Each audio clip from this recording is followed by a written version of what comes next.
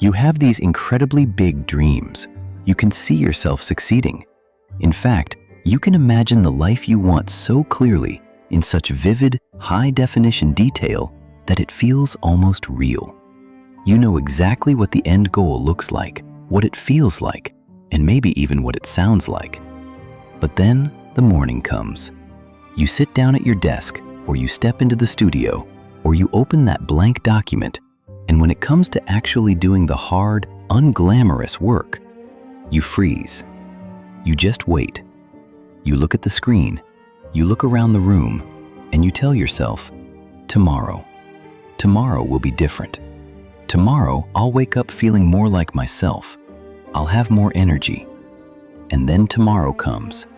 The sun rises, you go through your morning routine, and you do the exact same thing all over again. Need you to know right now that you are not alone in this. There is a massive, quiet category of people out there who are exactly like you. People who are incredibly ambitious but feel paralyzed. People who are bursting with brilliant ideas but find themselves completely stuck in place. And the absolute worst part about this, the part that eats away at you, is that you know you are capable of more. You aren't delusional. You know you have the talent. You just cannot seem to make yourself move. First, let's clear something up. This is not about you being a bad person.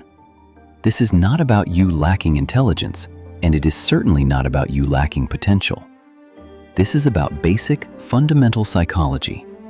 This is about deep neurological patterns in your brain that have been built brick by brick over time. And the very good news here is that if a pattern was built, it can be changed. But before we change it, you have to understand what is actually happening behind the scenes inside your mind. You need to see exactly why you are the way you are, without judging yourself for it. And then, you have to make a quiet decision about whether you are finally ready to do something about it.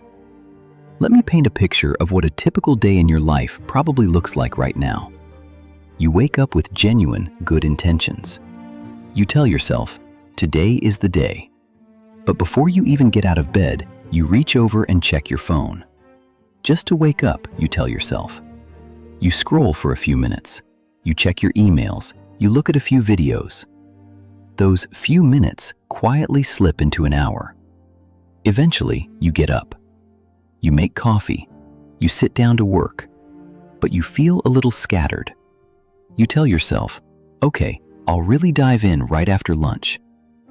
Lunch comes and goes. The afternoon slump hits. Suddenly, you feel tired. You feel a heavy fog of unmotivation. So, you negotiate with yourself. You say, you know what? I'm not going to produce good work feeling like this. I will start fresh tomorrow morning when my mind is sharp. And the cycle repeats. Then comes the hardest part of the day. At night, you lie in bed in the dark, and the guilt rushes in. You are so deeply disappointed in yourself. You look back at the last 16 hours and you know, with painful clarity, that you wasted another day. So, to soothe that guilt, you make elaborate plans in your head for the next day. You promise yourself you'll wake up at 6 a.m. But when the alarm actually goes off the next morning, that midnight motivation is completely gone. And you are right back to scrolling. Right back to doing absolutely anything except the one thing you know you should be doing. If this pattern has been going on for months, or maybe even years, you are probably starting to quietly wonder if you are permanently broken. If you will ever actually change. You aren't broken. Here is what is actually happening in your brain. Right now, you are living in a constant state of internal civil war. One part of you, the higher-level conscious part, wants to achieve great things. That part dreams big, sets goals, and imagines a beautiful future. But there is an older, more primal part of your brain that only cares about one thing, avoiding discomfort. That part of your brain wants safety. And currently, the part that wants comfort is winning. This is not because you are weak-willed. It is because your brain is literally wired by millions of years of evolution to avoid pain and seek immediate pleasure. When you think about sitting down to work on your biggest goals, your brain doesn't see a stepping stone to success. It sees the terrifying possibility that you might try your absolute hardest and still fail. Your brain hates all of those things, so it steps in and offers you an easier alternative. It says, hey, instead of facing that terrifying blank page, why don't we just scroll on our phone? Why don't we watch a video about productivity instead of actually being productive? Let's just do something that feels safe right now. And when you give in, your brain rewards you. It gives you a little hit of dopamine. The anxiety of the blank page vanishes for a moment. You feel relieved. But here is the hidden danger. In that exact moment, your brain learns that avoiding your goals makes you feel better. So tomorrow, it will push you even harder to avoid them again. This is not laziness. Laziness is apathy. Laziness is not caring. You care deeply. What you are experiencing is survival mode. Your brain is trying to protect you from the pain of effort. But here is the tragic irony. While your brain thinks it is protecting you from short-term discomfort, it is actually stealing your long-term happiness. Every single day you avoid your goals, you are actively building a habit of avoidance. Every day you decide the comfort of distraction over the friction of action, you are quietly teaching yourself that your dreams don't actually matter. And every night, when you lie in bed feeling that heavy, sinking guilt, you are reinforcing a false identity. You are teaching yourself the belief that you are simply not good enough to pull this off. It's a self-fulfilling prophecy that gets harder to break with every passing week. I know what you're probably thinking to yourself right now. You're thinking, I just lack discipline. Successful people have this magical genetic trait, this relentless drive, and I just don't have it. If I could just find the right motivational video or the right morning routine, everything would click. Listen to me. That is not how it works. Motivation is just a feeling. And like all feelings, like anger or joy or sadness, it comes and it goes. You cannot build a stable, lifelong foundation on something as unpredictable as your daily mood. If you only work when you feel motivated, you will never build anything of substance. You need something much stronger, much more boring, and much more reliable than motivation. You need structure. You need systems. You need to internalize the fact that discipline is not a personality trait you are born with. It is a muscle you build. And you build it one tiny, uncomfortable decision at a time. There is another massive roadblock you are dealing with, and we need to name it. Perfectionism. You have such a specific, elevated vision of what your success should look like that anything less than perfect feels like a humiliating failure.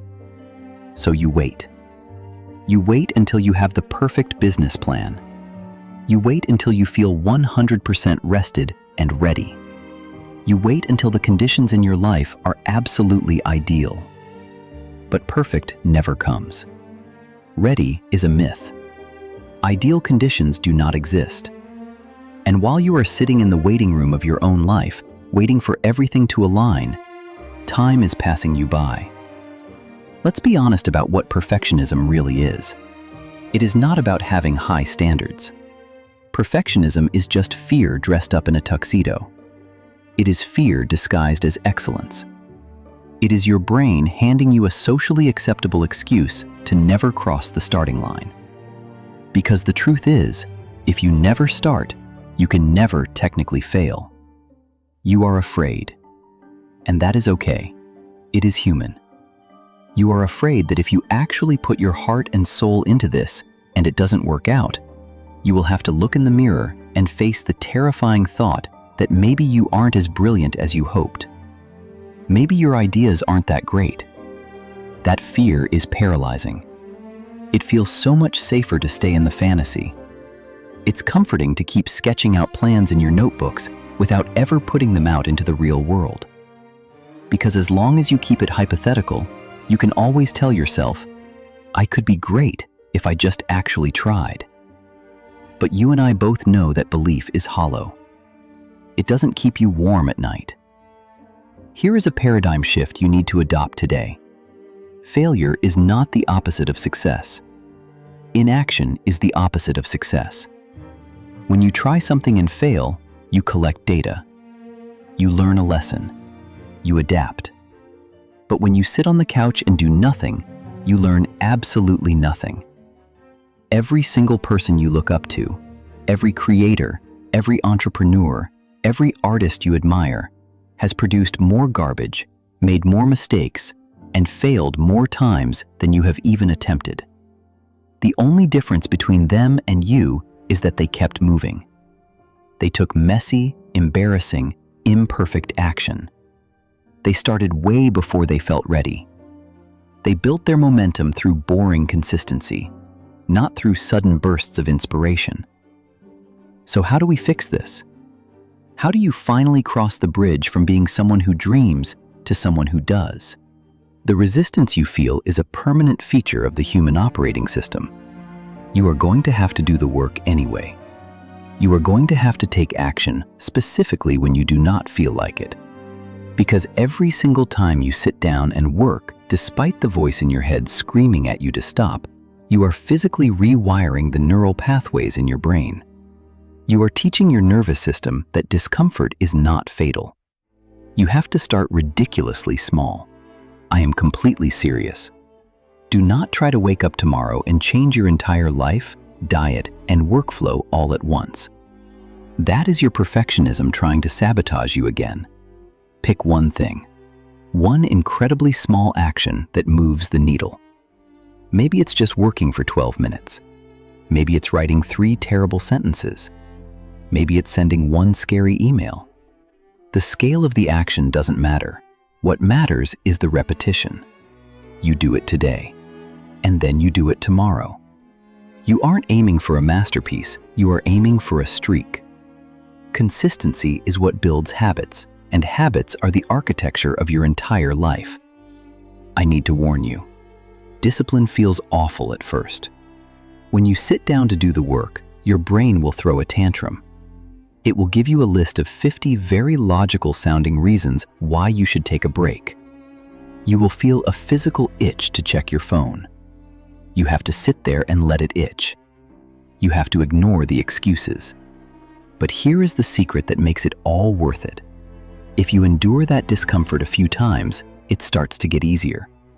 The volume of the resistance turns down. Your brain realizes, oh, I guess we are doing this now, and we aren't dying. You adapt. But you can't rely on willpower alone. You have to fix your environment. Your environment dictates your behavior far more than your character does. If your phone is sitting face up on your desk, you are going to pick it up. If your workspace is chaotic, your mind will be chaotic. Successful people do not possess superhuman willpower. They just have better systems. They design their lives so that the right choice is the easiest choice. Put your phone in another room. Block the distracting websites. Clear the trash off your desk. Set a 45-minute timer and protect that time like your life depends on it. Make it physically difficult for yourself to get distracted. Every time you remove a distraction from your space, you save the mental energy it would have taken to ignore it. And let me give you one final, uncomfortable piece of advice. You need to stop consuming so much self-help content. You are probably watching countless videos about success, reading books about productivity, and listening to podcasts about how to optimize your routine. It feels like you're making progress, doesn't it? It feels productive, but it's not.